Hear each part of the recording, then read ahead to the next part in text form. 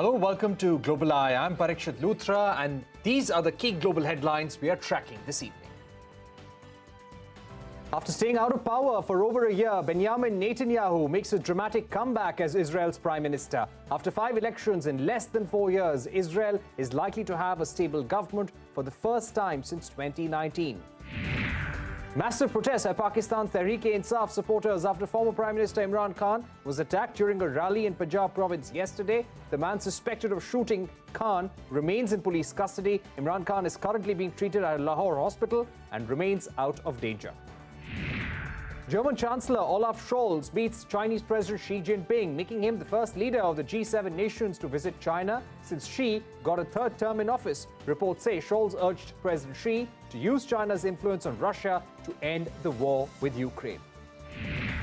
Russian attacks leave 4.5 million Ukrainians without electricity. Ukraine President Zelensky accuses Vladimir Putin of energy terrorism, says the Ukrainian army continues to reclaim territory in eastern and southern regions.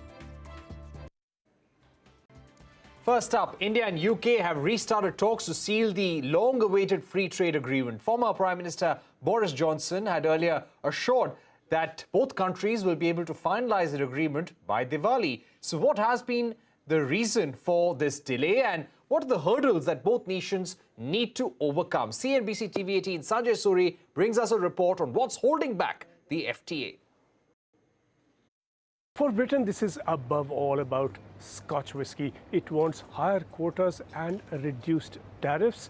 India is the world's biggest market for whisky and the second biggest for Scotch whisky. It imported 136 million bottles of Scotch last year. Not enough for the Scots. The government in Britain has been pressing long and hard over this issue, and as it turns out, successfully, at least in the earlier draft agreement. India is believed to have accepted British demands for reduced tariffs and higher quotas on Scotch whisky. For India, the prime demand is over migration. It wants greater ease for its students and professionals to move into Britain and to work and live here. A negotiating position that some are finding inexplicable, that India should offer to open up its markets to more and cheaper Scotch whisky and other British goods, and in return, Britain should take more and more of its best and brightest. Britain is resisting this Indian move. It is asking for a quid pro quo here, that it will accept this demand on condition that India takes back more and more undocumented Indian migrants settled in Britain. Let me just say that both sides are working sincerely on the FTA. The issue also came up, as you are aware, during the phone conversation between Prime Minister and the new UK Prime Minister. And now fresh worry has arisen over the issue of generic drugs. A leaked draft of the earlier agreement in the FTA on this aspect of the deal shows that Britain is pushing for continuing patents for its pharma firms for a number of drugs. India, on the other hand, is the world's largest producer of generic drugs, and millions of poor people around the world live on this. It's a lifeline for them. Medicines Sans Frontier has warned that any limitation on this production could be devastating for the health of millions around the world. When India is considering the proposals that the UK has put on the table, which seeks to expand more monopolies in India, what we are going to see is a more restrictive supply, not only for patients in India, but globally. And this is why the UK-India FTA is really a dangerous proposal that needs to be rejected outright by India. All right, let's also get you news from India's neighborhood now. Two of India's adversaries are cementing their relationship. While India prepares for its global leadership, China and Pakistan are huddling together to strategize their next moves. Pakistani Prime Minister Shehbaz Sharif was among the first global leaders to visit China after Xi took over for an unprecedented third term. What's bringing the two countries together, and what does it really mean for India's territorial integrity? Madhiha Mujawar looks at all the growing alliance and the impact on India. The last 1 year has seen China and Pakistan's relationship get more deeper than ever. While India expands its ties with the Western world, the country's immediate neighbors and stark rivals are strengthening their bond further. In a latest display of that growing friendship, Pakistan Prime Minister Shehbaz Sharif became the first foreign leader to visit China to congratulate Xi Jinping on his landmark victory for the third term. The two leaders agreed to deepen cooperation in areas of training, joint military exercises and military technology. Previously in March, Pakistan also exhibited China-made weapons and fighter jets in their National Day parade.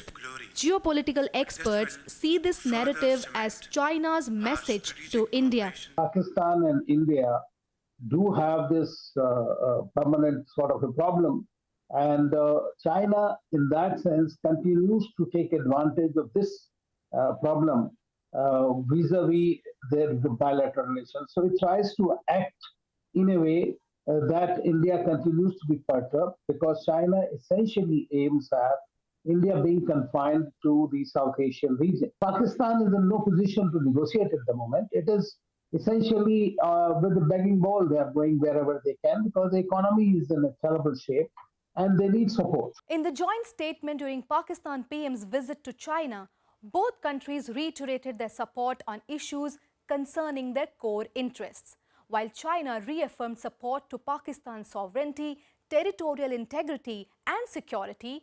Pakistan backed the One China policy and extended support on issues like Taiwan, South China Sea, Tibet and Hong Kong. China has been supportive of Pakistan in more ways than one, including helping Pakistan develop weapons of mass destruction. Pakistan acts as a Chinese proxy and China does Pakistani bidding. And that is where we have difficulties because, as I said, that targets India and is against Indian interests. The growing association is not restricted to just military support. China is funding numerous infrastructure projects in Pakistan under the China-Pakistan Economic Corridor. The CPEC is a transport corridor that passes through Pakistan-occupied Kashmir. The two countries have now agreed to enhance the corridor to Afghanistan, and this is seen as China's bid to expand its reach. India has raised its objections. The Ministry of External Affairs has said any projects in POK are illegal and any third country's involvement will directly infringe on India's sovereignty and territorial integrity. In Mumbai, Madiha Mujawar. All right, let's move on to Myanmar now. It's been nearly 2 years since the military there deposed the civilian leadership and took power. The army has cracked down violently on peaceful protests. Ethnic groups have taken arms against the military and there is no sign of negotiations towards a truce. Matthew Thomas reports on the unrest across Myanmar and its implications for India. 21 months since the military took power through a coup, civil war is raging in Myanmar. Last week, the military airstrikes on a concert held by a rebel faction led to the death of 80 civilians. All of them belong to the minority Kachin ethnic group. Unfortunately, this is just one of the several acts of violence against citizens that's becoming a daily occurrence. More than 2,400 people have been killed and over 16,000 arrested since the coup, according to local monitoring groups. We're seeing crimes against humanity and war crimes being committed on a daily basis. We've also seen, for instance, attacks against schools and churches, bombing campaigns. We've seen targeted burning of settlements by the Myanmar military. This, however, hasn't stopped the protests. It all began on the 1st of February 2021. An exercise instructor inadvertently captured a military convoy reaching the parliament to arrest then State Councillor Aung San Suu Kyi. Alleging voter fraud and threat to national security, the military junta deposed the elected leaders and assumed power. Soon after the military took power, the National Unity Government began peaceful demonstrations. But after a violent crackdown by the military, the country's ethnic groups began to support armed resistance by providing funds and training. The Myanmar military, I think, is probably losing ground to the opposition that they face across the country. But the Myanmar military, of course, is not going to concede that, and they're not going to back down. So I expect that we're going to see, significant increases in rights abuses. Despite the escalating violence, peace talks are currently non-existent. The Myanmar army and the ethnic groups do not trust each other historically, and that continues. These groups believe that the military government will have to make concessions to even begin negotiations. Globally, the United Nations has outsourced resolution to the Association of Southeast Asian Nations, but there is no consensus in the 10-member body. It is a big problem here. And with ASEAN split because of ASEAN's rules where, one state can exercise effective veto authority, it becomes very difficult to do anything. Language of threats and coercion against this very proud nation and a very powerful institution, progress may not be easily achieved. Experts say that Russian weapons used in Ukraine are also killing people in Myanmar. Russia is the primary weapons seller. And they're selling the weapons that are particularly important for the Myanmar junta, which is helicopters, jet planes, and things like that. With China openly backing Myanmar's military rulers, India is forced to walk the tightrope. The states of Mizoram and Manipur share a long border with Myanmar and even saw an influx of refugees when the military took power. India is very much strongly advocating the return of Myanmar to the earlier path of transition to democracy. At the same time, being a realistic practitioner of policy, it is clear that there is a government, and therefore the idea is to keep doing business with that government. As the civil war rages in Myanmar, people are bearing the brunt, and there is no sign of peace or even talks to achieve some sort of truce. In Mumbai, Matthew Thomas. Right, the world, of course, watching the situation in Myanmar very closely. Let's get to our big focus now. Benjamin Netanyahu has made a comeback as Prime Minister of Israel after his right-wing coalition won 64 out of 120 seats in the Knesset. Netanyahu defeated the sitting Prime Minister Yair Lapid, his staunchest rival. The longest-serving Prime Minister Netanyahu will now head the most right-wing government in Israel's 74-year history. Let me go across to Iran Edzion, non-resident scholar at Middle East Institute. Thank you very much for joining us, Iran. Tell us what really worked in favor of Benjamin Netanyahu. How was he able to come to power with such a strong majority? Who was the kingmaker for him? Well, it's not really such a strong majority. If you look closely at the numbers, a few thousand votes here and there would have made a tremendous difference because of the intricate composition of Israel's electoral system. It's obviously not like the American system, but the difference between the popular vote and the final outcome is significant. However, he was able to do it, Netanyahu, first of all, because he is a master politician. As you said, he's been around for the longest time, even more than Ben-Gurion. He has been prime minister, not consecutively, but 16 years, which is obviously a huge number in Israeli terms, in every term maybe. And he's very savvy in the art and practice of political campaigns. So this is number one. Number two, as always, one needs a particular combination of circumstances, including mistakes made by the other side, who failed to galvanize as a ruling coalition and to do what is necessary in order to win elections. The campaign that Lapid ran was pretty poor. Other parts of his ruling coalition did not perform very well in the campaign, and ultimately they lost a whole left-wing party called Meretz, which was in the Knesset for decades. It's the first time that it fell out because it failed to cross the electoral threshold of 3.25%. It missed about 4,000 votes altogether in order to do it. So, as I said, a combination of skill, luck, and a particular moment in history, because what is happening in Israel is not unlike the nationalistic populist wave, which is sweeping across many countries, including countries like Hungary, Poland, the US. We'll see what happens in the midterms, but it looks like there's going to be a red wave there too. So Israel is not an isolated island. And Netanyahu Iran, if I may ask you, this is being called the most right-wing coalition in Israel's history. What will this mean for Benjamin Netanyahu's policies domestically and his foreign policy? Yeah, I think there's no question that this characterization is true. It is the most rightist, hard right, extreme right government we ever had.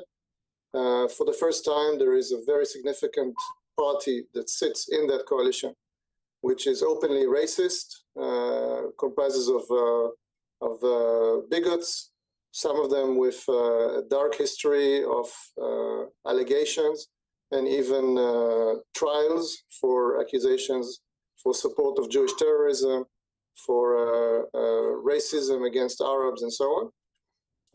Many of them did not chose not to serve in the IDF, in the Israeli army, or were even rejected by the IDF at the time because of their extreme views, as absurd as it sounds these days. And some of them are going to be cabinet members in very sensitive positions. So it is an unprecedented phenomenon in our history. And the overall shift to the right that has happened in Israeli politics basically since Yitzhak Rabin was murdered 27 years ago, almost to the day, November 4. This movement to the right is now culminating in the creation of the rightist ever Israeli government, comprising of ultra-Orthodox, ultra-nationalists, bigots, racists, and led by Netanyahu and his Likud party, which is now finding itself as more of a center-right or right-of-center party surrounded by parties that are either more rightist or more ultra-Orthodox. Iran, we're running out of time. I'll ask you one quick question about the corruption trial against Netanyahu. What happens to that now? How will he counter that? That's an important question that everybody is asking. Nobody obviously has the answer. He denied during the campaign when he was confronted with the question, what are you going to do about your trial? Will you try, if you're prime minister, will you try to somehow stop the procedures, annul the procedures, do all sorts of tricks in order to halt the process? He denied it. But some of his partners openly said that they're going to do exactly that. So we'll have to wait and see. There is obviously a huge question if such a procedure is even legal, possible. Will it withstand scrutiny by Israel's Supreme Court? It's going to be an interesting point to watch. All right. Thank you very much, Iran Itzian, for joining us here, giving us your view on the Israel election and significance of Benjamin Netanyahu coming back. We're going to take a short break, but coming up, we take a deep dive into the US midterm elections and why the inner circle of Donald Trump may actually be planning for a 2024 election bid. A special conversation with Ali Wine, senior analyst at the Eurasia Group, coming up.